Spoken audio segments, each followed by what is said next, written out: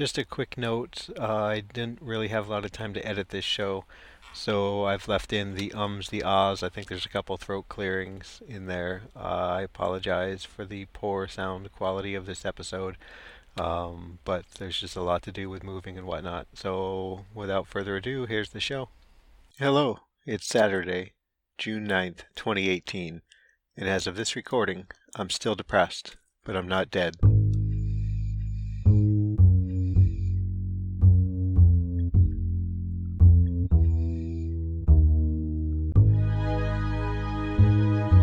So when I was a kid, I don't know how old, young, we'll say 8, 9, I'm not sure. My brother and I were at um, like a field day at the school. There was soccer games going on, I think, and something else. And this was um, New England fall, and it was pretty chilly.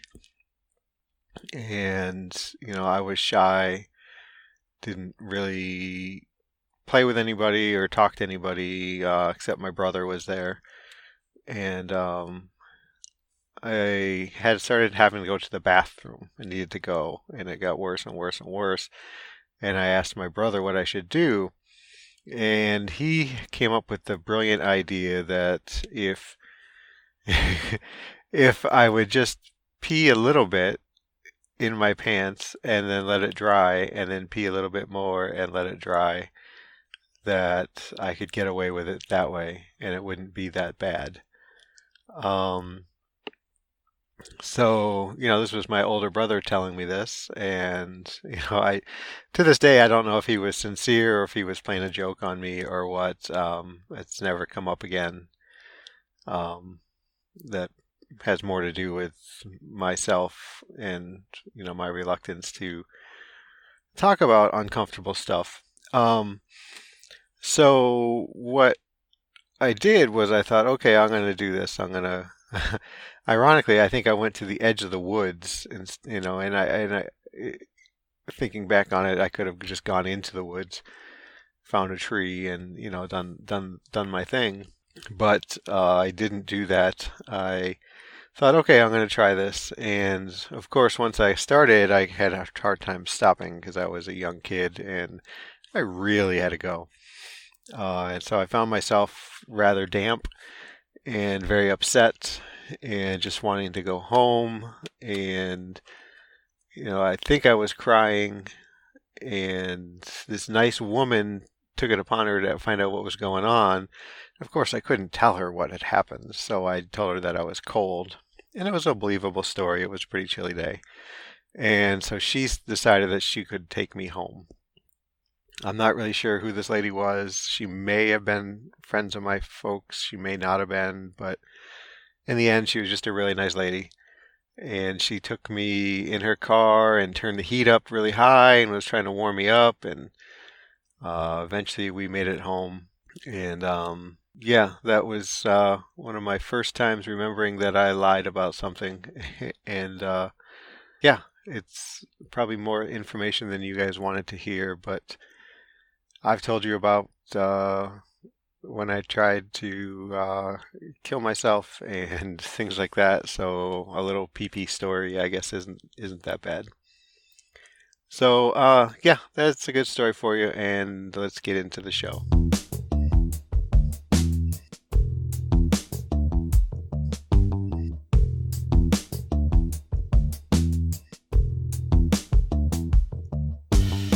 It's Saturday of moving weekend, and that means we've got some friends and family coming over to the house today to help us load up our canisters. Containers, canisters, I don't know, what do you want to call them? The U-Haul version of pods. They arrived yesterday. True to my having seen one of them early on, I went to a U-Haul and checked them out. I'm a little concerned about space. They're not quite as big as I had envisioned in my head, but I've managed to fill one up on my own already. Everything from the garage, including the lawnmower and wheelbarrow and things like that, and just about everything from the basement is in this one container. And So we've got four more, and we've got a bunch of beds to get into one. We've got a room full of boxes to get into one, and that leaves two for the rest of our furniture, which I I kind of think we're going to be okay, but I'm still a little bit nervous about it, of course, because this is what we have, and if we get to the end of the end of the space and there's still stuff left over, we're going to have some serious issues on what we might have to leave stuff behind. Um, I don't know that we can turn around and get one more container on a dime right away. So we'll see what happens. We've got today and tomorrow with just a smaller group of people coming tomorrow to help finish up, and then Monday morning off we go. So yeah, it's real. It's here. Nora feels it. I ironically I think I mentioned I was feeling kind of stressed out about this last week and probably the week before. And for me, now that the containers are here, I'm just in go mode, right? And I've got this big project that I can do that I'm invested in doing that needs to get done. And that's all I'm really focused on is getting this project done. So surprisingly, maybe not, maybe unsurprisingly, I guess if from my end unsurprising, I've kind of put my woes and struggles aside and have just been focused on this so much that I didn't really sleep much last night. I was laying in bed and mentally playing Tetris. Thank you, Kate. Tetris in containers, not so much the game, but that idea of, fitting things in just right. And that was running through my head like, okay, the couch. And wow, wouldn't it be great if the couch could get stood up on its side, whatever. Yeah, so that's the biggest thing going on. And it's not very exciting, but that's my life for the next 48 to 60 hours, I guess. So I guess I'd be remiss if I didn't bring up the two recent celebrity suicides that have occurred. Kate Spade and the other gentleman who, I'm sorry, I'm not recalling his name right now. Anthony Bourdain. I'm not sure I'm saying that right. I'm not familiar with his work on TV. So I apologize to anyone listening and his family if I've pronounced his last name incorrectly. So, this is a sad thing that it's sad anytime someone dies by suicide. And it made me think about a conversation Alex and I had in therapy. We were talking about, suicide of all things. I guess that's why it relates to this conversation. And we agreed that being suicidal, and I'm not talking about having suicidal ideations here. I'm talking about being suicidal, right? You've got a plan. You're really figuring this out. But being suicidal and the act of committing suicide, and again, it's not. I guess I'm not supposed to say commit suicide. So the act of performing suicide, is that better? I don't know. I'm still not sure I understand it. Is a delusional act. It's a delusional state of mind. And this isn't, again, this is just us talking. This is not backed by science. I don't think this is commonly accepted or thought of. But, I mean, think about it. To be in that state where you think that dying is the best alternative, that dying is oftentimes the only alternative to carrying on with what you've been feeling that's a delusional thought process, right? It's not, in my case anyway, it was well, in my cases, it was never, uh, it never felt like an emotional decision that I made. I've likened it saying it's just like taking out the trash. For me, it was so cut and dry, so it felt so rational that there's no other way to really describe it other than it was delusional. I mean, that was seen as the best thing for me to do was to take my own life. And that's not that's not rational. That's not um, a healthy way of thinking. It's not anything other than a delusion of what life is like and what life will be. Different, really, I think, than your delusions of grandeur, where people think they're just it and they're all powerful and are greater than others. This is kind of falling apart here. I haven't prepared this. So I'm sitting outside of the bagel shop waiting for it to open, and thought I would try recording a show real quick just to get one out. So I hadn't. This isn't planned. This isn't prepared. Even less so than normal. Um, so yeah, I mean that's what we had talked about. That what do you guys think? Do you think there's something to that? Do you think it's delusional to take your own life, to die by suicide, as a conscious decision, right? So I think back to the two notable suicides in this past week, and by far they were not the only suicides in this past week. And let's not pretend that they were the only two. Let's not pretend that they were the most important, because anybody dying by suicide is tragic, and that person was important and valuable and is missed and will be missed well, for the rest of their survivors' lives, for sure. I guess we could say the only thing that makes these two folks' death more notable is that their public exposure was far greater than, let's say, than mine would have been had I been successful. And it's good that that these unfortunate events have brought mental illness and suicide more into the spotlight, so there's open discussion about it in the public, in the media.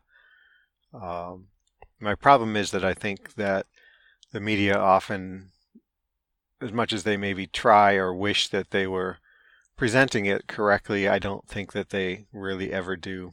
Because there's still the stigma about it. I think there's still a lot of fear, even though journalists should do the research and talk to psychiatrists, psychologists, licensed social workers. I think there's still a feeling in the media that we're walking on eggshells here with this story, because we don't want to encourage other people to take their lives. And I don't think that the national discussion on this really captures those people and others who are in the same situation we're going through. Still I read articles, and it's just, they had depression with no discussion about what that really means. And I think there's a common misconception, obviously in the public eye, or public mind, I guess, but also in the articles that I read, that depression is just sadness, which is, far from the truth. There's a whole lot more to it than just sadness. It's the despair, the self-hate, the self-loathing, the feeling of aloneness, the feeling of not being worthy of other people's love and attention. geez, the world and everybody is just would be better without me. Uh, it's and more. This is just me kind of riffing off the top of my head. So while I'm glad that there's somewhat more open discussion in the media and nationally about the topic of mental illness and suicide, um, I'm hopeful that we get to the point soon that we can really talk about it and really help people understand what it's like, help people understand that it is a disease, it's an illness, it's not just that my dog died and I can't live without my dog. I could see that could be the final step, the straw that broke the camel's back, as it were. But you're not going to take a mentally healthy person and have their dog die and have them decide, oh, that's it, I can't take it anymore. So I'll get off my little mini soapbox there. I would ask that we take a moment of silence for those who have died by suicide in this past week, the past year, the past decade, the past really human history. So if we could do that just for a second, that would be great. I don't know that I have a lot more to say. The bagel shop is opening soon. I'm on a tight schedule here. It's almost 7, and we have folks coming over at 9, so I need to get into the bagel shop and hopefully edit this, which is be a little bit more lengthy. Although I may not edit it too much just to get it out. We'll see. So yeah, I have to do that. I have to stop by the food store and get a couple things to feed the folks who are coming to help us today. And then I need to be back and in place and ready to rock and roll at 9. So yeah, everybody, I don't know that I've said it much in a while, but I thank you all so very much for taking time out of your days to download and listen to the show. You guys are amazing. The conversations that I have going back and forth between you and me and on the various platforms, so Facebook, Twitter, email, text messages, it's just fantastic. And to those of you who I am conversing with, I apologize if I go radio silent for a little bit. Not quite sure how this next week, the 2 weeks, is going to play out. And my schedule, my routine will be all wacky, and who knows what kind of opportunities I'll have. Thank you again for downloading the show. If you haven't already, if you could subscribe to the show so you get the downloads as soon as they're available on iTunes, Google Play, Spotify. I assume you can subscribe to the show. I'm not really sure. If you could do me a big favor and give a rating for the show, leave a review on iTunes, that would be great. That would help other people find the show and kind of get my voice out to more folks who may benefit from hearing. Boy, this is well, that sounds really bad. Would benefit from hearing my stories, from listening to me, as a lot of you have said to me that you appreciate hearing me speak about my life, my mental illnesses, my struggles. Yep, remember you can email me, jamoalki@gmail.com. You can reach me on Facebook, facebook.com/jamoalki, @jamoalki on Twitter, www.jamoalki.info. You can send me an email right from there if you like. Yeah, that's JAMOALKI. And you can also text me at 248-648-1419. Guys and ladies, I apologize. I'm guilty of using guys as a catch-all.